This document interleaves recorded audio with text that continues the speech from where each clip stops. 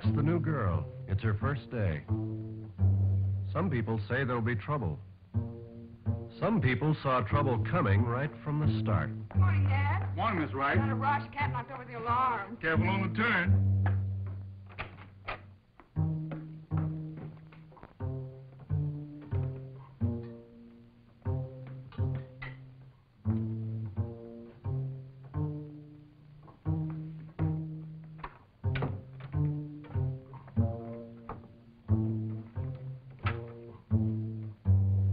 Office management begins at home. You're late. Guilty, sir. You'd better hurry. My coffee's probably getting cold. No wonder I love to get up in the morning.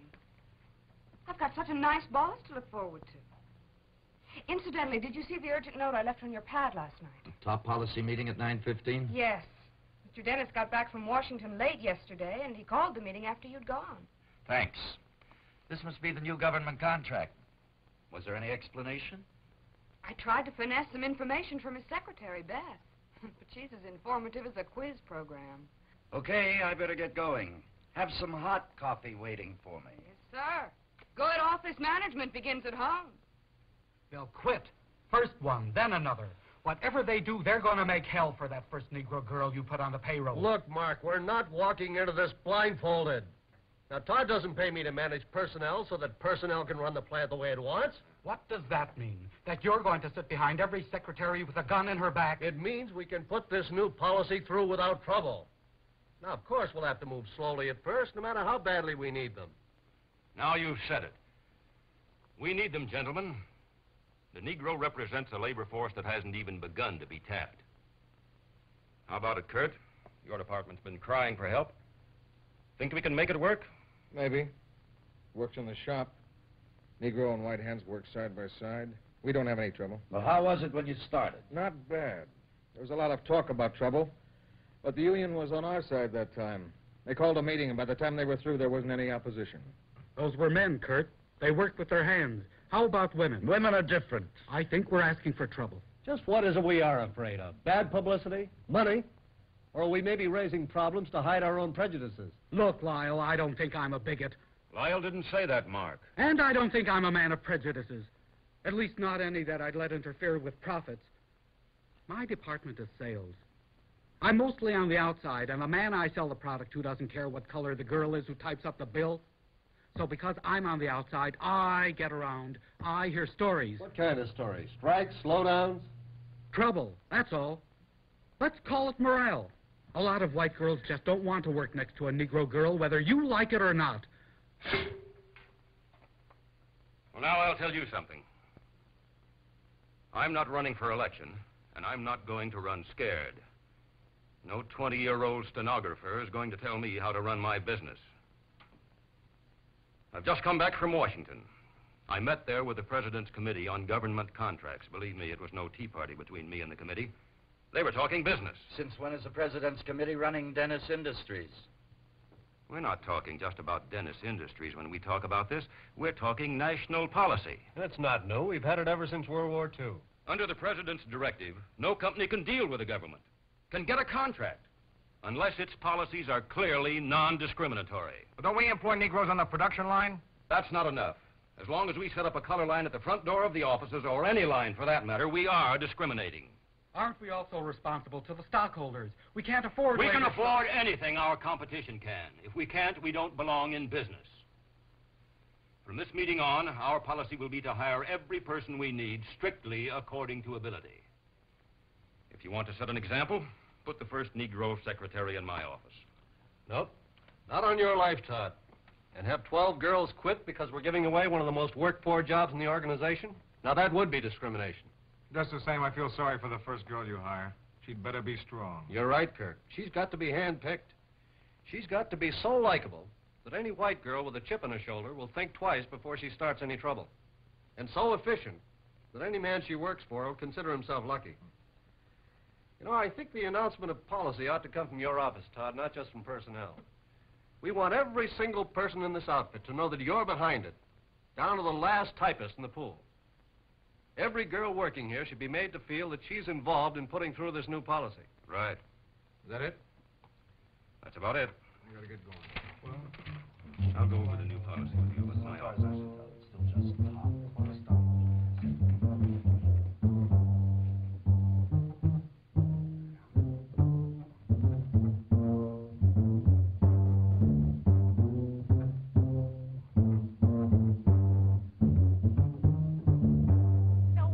Going to do? They've got to live too. Who said they don't? Oh, take it easy, you two. It hasn't even happened yet. I tell you, I know it for a fact. I got it on the best authority. Right from the horse's mouth.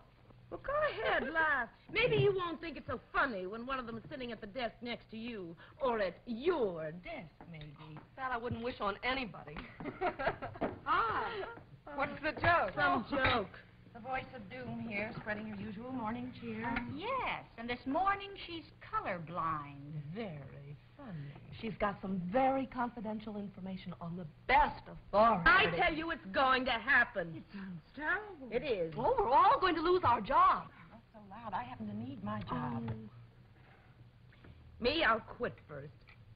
Well, what would we do without you? Oh, probably invite my replacement down here. Marge, what's he talking about? Oh, you know Ella. She claims they're going to start hiring some Negro office help around here. So what? So if they do, I quit. You're kidding. Go ahead, Kit. You tell them. Me, they laugh at. Kit, you don't mean that. Yes, I do. Don't misunderstand me. I haven't got anything against them. Take Ned, the guard at the door, for instance. We're good friends, and I like him. But that doesn't mean that I want him or his sister working in the office with me. Girls, I don't bother them, and they don't bother me. That's the way I mean to keep it. Where are you working now, Mary? Lane's. At least I was this morning. I might not be this afternoon if I don't get back pretty soon. Mr. Graham should be free in a minute. He told you what he wants to talk to you about? All I know is he said, how would I really like to go to work? And could I drop around to the Urban League on my lunch hour? Have you any idea? Put these books away, please, Miss Thompson. I'm sorry I kept you waiting. Would you come inside? It'll only take a few minutes. Well, good luck. Thanks. Has Miss Thompson been filling your head full of tall tales?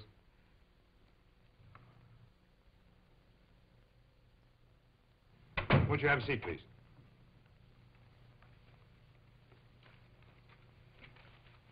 Cigarette?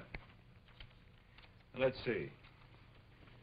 You've been working in Lane since you got out of high school, right? And now you've graduated from secretarial school. Must be pretty rough working during the day and going to school at night, isn't it? I think it was a little harder on my family than on me. They had to listen to my complaining. Well, it looks like it might have been worthwhile.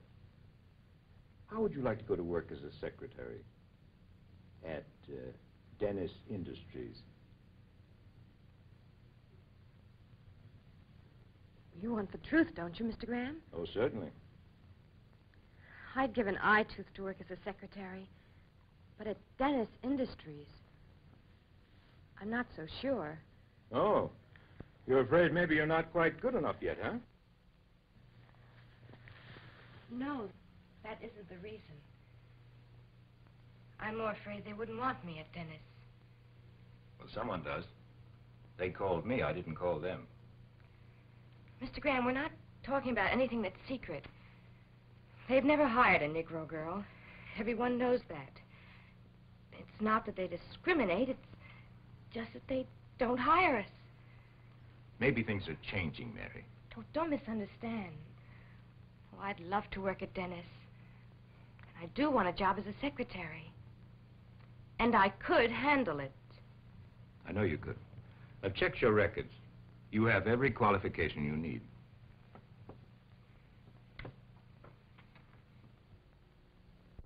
Now, let me bring you up to date. Last week, the personnel department of Dennis got in touch with every employment agency in town.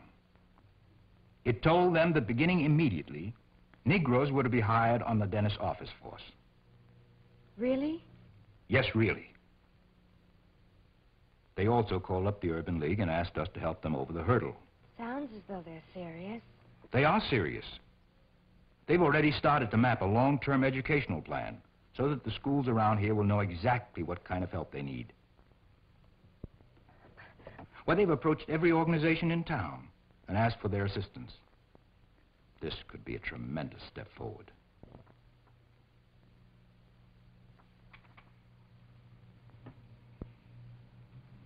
But what about me?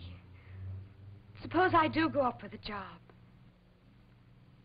The personnel department can't make the people like me. They can't tell the other girls that, well, that you're as good as they are?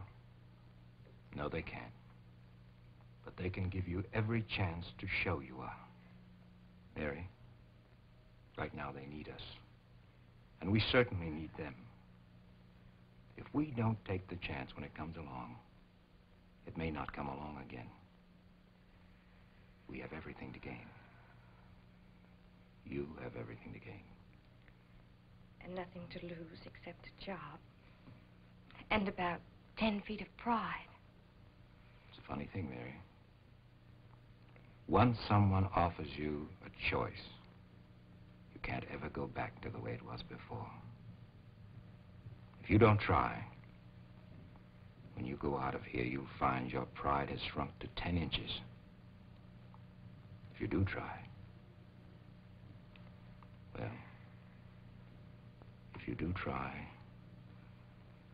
you may have something to be really proud of. What do you say? All right. I'll try. Good girl. Well, how's the crusade for freedom at Dennis Industries coming? There's a girl coming over from the Urban League tomorrow morning. When she's through with personnel, I'd like you to have a talk with her. Sure, I'll be glad to have a talk with her. You know, talk isn't enough in a situation like this, Will. You mean you people upstairs are really serious about this? Let me point out one thing to you, Will. Dennis Industries does a lot of business with the government. Fine, and we turn out a good product. And the law says fair employment practice.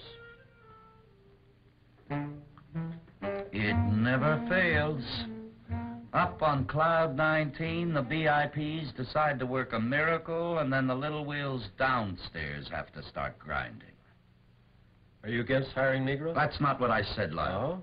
What did you say? That I'm only an office manager. I can't make a hero out of Todd Dennis. Nobody asked you to do that. All you have to do is to follow company policy. And lose half the girls in the office while I'm doing it. Have you lost any yet? Not yet, but there's muttering. Yeah. I heard one of the girls say she'll quit as soon as we hire a Negro. For your information, she happens to be the most popular girl in the office. If she quits, it could start an exodus that would make the one out of Egypt look like a quiet Sunday afternoon. If she decides to quit, I'd like to know immediately. Anyone else, for that matter. Lyle, I tell you, it won't work. The girls won't stand for it. Okay, Will, you tell me why. Oh, come on, don't be naive. You know the reasons as well as I do. Well, what?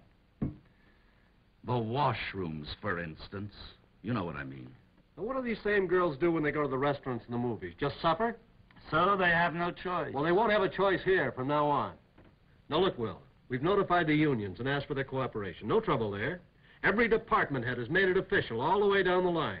There's a memo out in black and white so that everybody can see it. And we agreed that the best way is to make a definite stand from the top down. Well, you'd think we're living in the dark ages. When are people going to realize that this is the 20th century in the United States of America? With freedom and liberty for all. Yeah, exactly. That doesn't say anything about working where you don't want to. Are you telling me you want to quit? Oh, I probably won't have to. My job will just disappear into thin air along with the rest of the staff. You know, I don't understand you, Will. I've talked to every man in a responsible position here at Dennis. Most of them wonder what all the fuss is about. Few admit they don't like the idea of a Negro secretary, but they're willing to go along with the idea. Well, go ahead. Try them. But you keep on saying it won't work. I wonder if you know how you really feel. Well, I'll tell you. You know those signs you put up in the plant? Equal economic opportunity? Well, you can wallpaper the whole building with them, but you can't change the facts of life. I've got to get home. What time is it? I don't know. Well, if this girl tomorrow morning passes all those tests, It's your job to place her in one of those openings you've been complaining about for so long. See you later. We're very lucky to find someone with your qualifications, Miss Newton. Thank you. You passed those tests with flying colors. Well, as a matter of fact, I thought I'd be too nervous to hold a pencil. All that's left is the physical, just routine. I'll have my secretary fix an appointment with the medical office. Kit, would you just alert the medical office that Miss Newton will be down in about half an hour? And now you'd better meet the man you'll probably be working for. Mr. Nelson, may I ask you a question? Would it be possible for me to have an assignment in the accounting department? Why? Well, to tell the truth, there's a girl in there from my class at high school. We're not friends exactly, but I thought it might make things... Miss Newton, as a new employee at Dennis, I think you ought to know our rules. We don't give favors. We don't give preferential treatment. I'm sorry, I just thought it would make... We stick to our word. Every employee is treated solely on his merits, for better or for worse. Oh, I see. And now I'll take you down and introduce you to Mr. Harden. As soon as I can. You have to wait. That's all I can say. All right, goodbye. You the gentleman who's been complaining about the lack of office help? You don't get someone to sit at that desk pretty soon, you'll have to dig me out from all this paperwork. I have somebody for you right now. You better have 4 hands. She's 22, graduate from secretarial school, honor student, conscientious, loyal, eager to work. Go on, I don't believe it. She's outside. Would you like to meet her? Sure, bring her in. And tell her to have her pencil sharpened so that we can get started. Miss Mary Newton, Mr. Kurt Harden. I think you'll find your work cut out for you. How do you do? How do you do? You should have seen his face. He just looked at me like he couldn't believe it. Like he couldn't believe it. What did he say? He said, "How do you do?" He said it twice. And then he turned around and went back to his desk and said he'd see me tomorrow. Well, what did the other guy do then? Mr. Nelson? Yeah. He smiled like there was some sort of a joke. And then he took me down to the medical office. Did anybody say anything about you being the first colored girl in the office? They didn't have to. You could see it in their faces. The way the girl in Mr. Nelson's office looked at me. Maybe you just imagined all of it. Well, that's a crazy thing to say, Mama. Why should she imagine it? It's the truth. You just don't understand. Yes, I understand. You may not think I understand, but I do. You think I can't understand because I'm your mother and I'm older, but I do.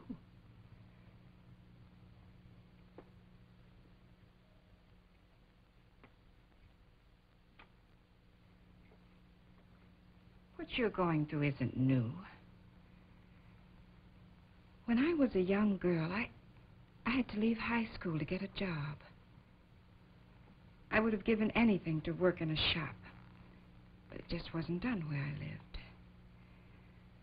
Nobody ever heard of a nigger working in a shop where white girls and white women came in to buy things. So I got a job cleaning house. And I cleaned house and cried at nights until I got married. Maybe my mother had something she wanted very bad and couldn't have and cried about all night. I don't know. But now I have you children. And I've watched you grow up and finish school. And now Mary's working in a shop and crying her eyes out because she can't work in an office. Well, maybe she can work in an office. And if she can, I don't want to see her throwing away the chance because she's afraid.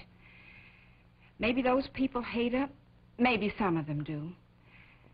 And maybe she's imagining a lot of it, dreaming up trouble to hide her fears. And if this is the way it is, then she's got to find out. And the only way to find out is to go to work tomorrow. Or else, when when she has her own kids, she's going to have to watch them get hurt and cry and be afraid. And she'll always wonder if she couldn't have suffered it for them and maybe made their lives a little easier. The way I sometimes wonder now.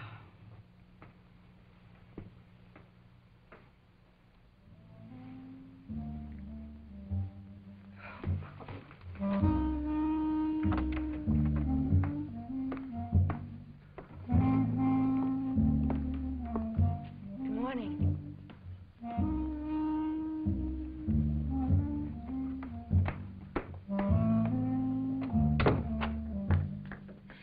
Mr. Nelson, Yes? I'm resigning. Seriously? Seriously. Okay. I appreciate your getting here on time to tell me. You know exactly why I'm quitting. I think you may receive a personal invitation from Mr. Todd Dennis of Dennis Industries to present your case to him personally. But it should come to this. Tell him I'd like to see her right away. Let's squash this. And get Lyle Ross on the phone. Oh, Beth. May I ask you a personal question? Of course. Where do you stand on all this? You've heard the policy discussion. How do you feel? Well, honestly, Mr. Dennis, I wonder where everybody's been. I mean, doesn't anybody in this company read the newspapers or go to the movies? I think it's about time we woke up. You can be a great help to us right now How? by giving the new girl a chance. By making sure that she gets a chance. You mean by being especially nice to her? No, not especially nice. Just plain, ordinarily nice. Common, garden variety nice. You have a certain amount of prestige here. Use it. Well, I wouldn't want the other girls to think I was doing it just because I was the Now, boss. look. Don't you start being frightened, too. Think about it. It's not an order. Just a random comment on humanity.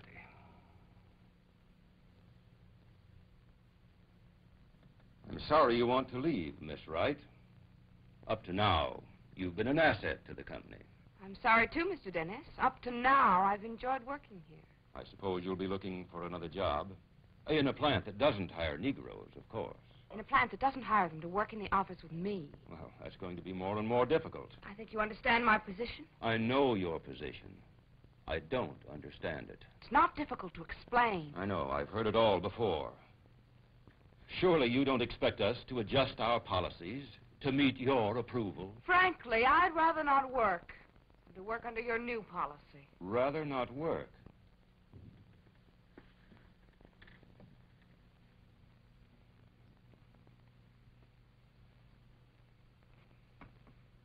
Well, you're lucky. How do you mean? Lucky you can afford that alternative. I can't afford it. Neither can most of the people working here. Look, Mr. Dennis, I just don't understand why my leaving has suddenly taken on such importance. I wish I felt flattered by all the attention. But I'm afraid I don't. Well, the fact is, your leaving the company is much more important than a personal matter.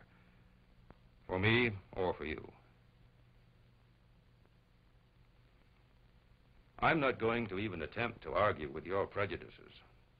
I know that in a few minutes here, I can't change whatever has made you think the way you've been thinking for a lifetime. But if you don't mind, I'd like to put the shoe on the other foot. You're a popular girl here, probably with good reason. What you do, quitting that is, may set an example for a lot of other girls who can't afford your independence. I'm responsible for this company. That means I'm responsible to the stockholders, to the people working here, to myself, even to the whole country, indirectly. And it's too late to crawl back into a shell. I'm afraid I don't understand, Mr. Dennis. Miss Wright. What, Mr. Dennis? I'm going to ask you to stay on here at Dennis, in spite of how you feel. To give this girl, to give yourself even a chance to find out if we're right.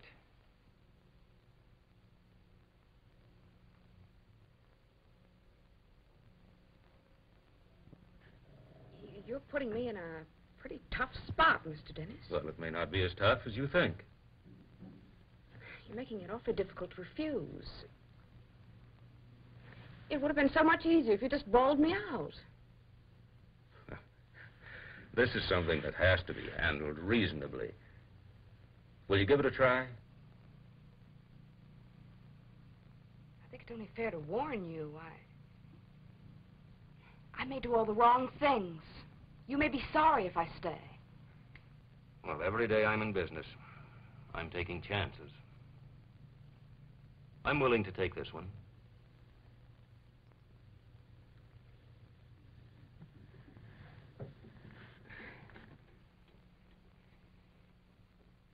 I'll think about it, Mr. Dennis.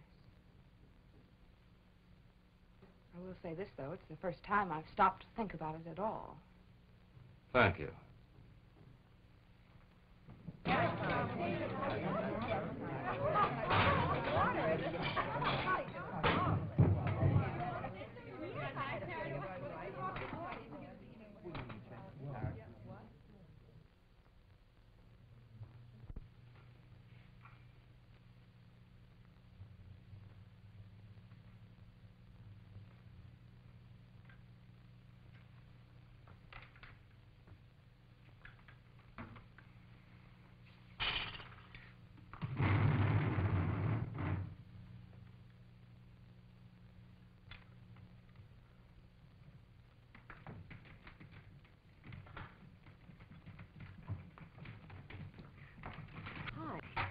I'm Miss Merrill.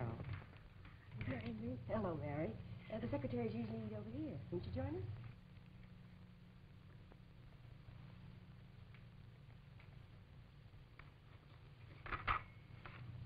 I'll give you a hand. Everybody, this is Mary Newton. Judy, Joan, Marilyn, this is Kit Wright.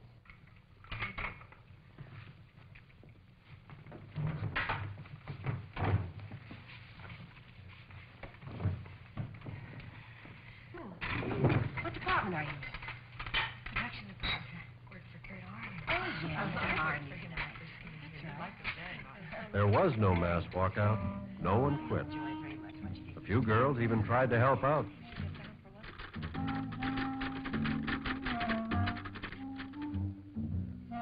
Resentment turned to curiosity. Then curiosity became interest.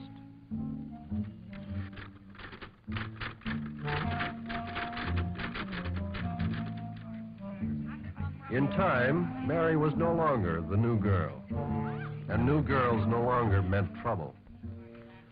So we all settled down again to the difficult business of making a living.